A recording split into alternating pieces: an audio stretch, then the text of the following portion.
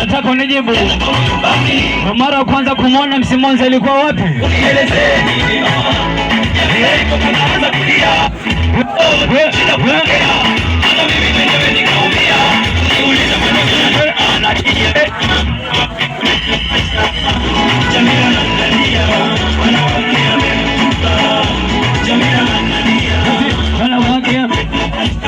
Munga pala sema tuanze tena mikono juu.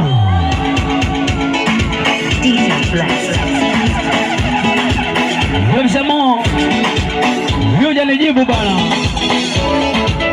Haja pesa na pochi unachagua nini? Haja pochi na pesa unachagua nini?